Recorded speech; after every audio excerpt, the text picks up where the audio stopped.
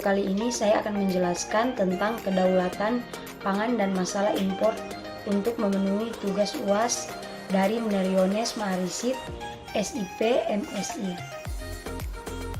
Stok sapi RI melimpah, tapi kenapa masih impor? Populasi sapi di Indonesia dilaporkan cukup banyak. Lalu kenapa Indonesia masih saja impor daging sapi? Direktur Jenderal Perdagangan Dalam Negeri Kementerian Perdagangan atau Kemendek, Shailendra, mengatakan ada sekitar 18 juta ekor sapi yang tersebar di seluruh Indonesia.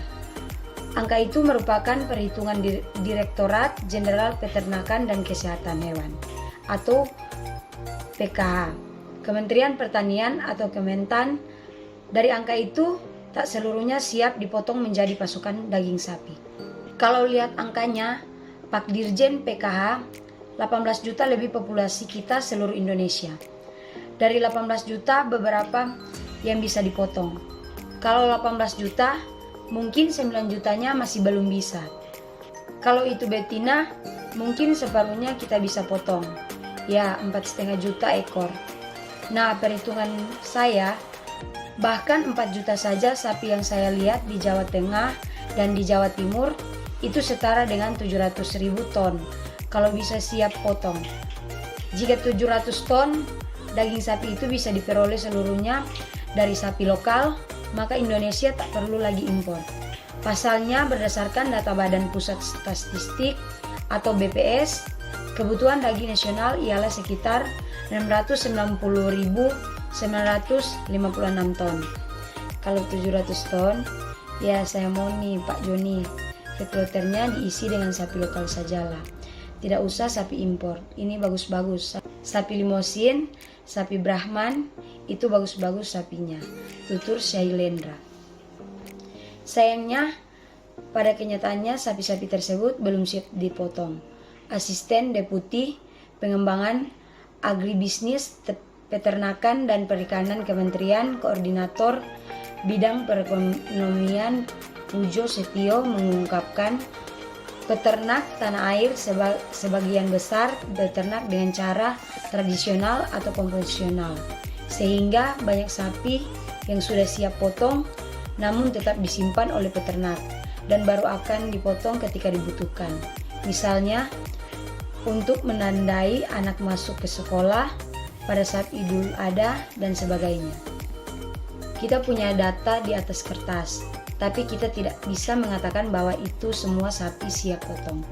Karena kita harus persis bahwa basis peternakan rakyat di tradisional, jadi dia lebih banyak menyimpan sapi-sapinya pada saatnya dijual untuk sesuai kebutuhan. Jelas Pujo.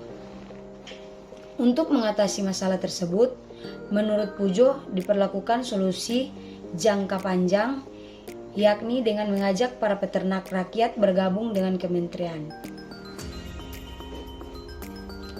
Pertama, memang harus memuji masyarakat menuju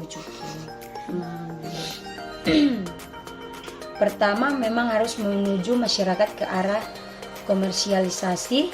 Jadi yang selama ini konvensional dan tradisional kita arahkan komersialisasi, tapi tetap mempertahankan budayanya. Inilah yang kita sebut pola kemitraan atau koperasi di peternak. Imbu dia. Dengan demikian, maka populasi ekor sapi yang siap potong bisa tercatat dan bisa diperhitungkan ke dalam stok daging sapi nasional. Sehingga ada stok siap potong yang kita ketahui setiap tahunnya dari data-data populasi ternak tersebut.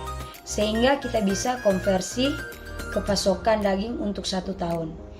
Ini solusi jangka panjang dengan adanya peralihan paradigma peliharaan ternak di masyarakat dari tradisional, konvensional ke komersial. Tutup Pujo.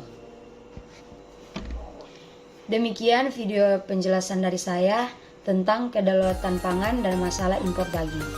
Terima kasih.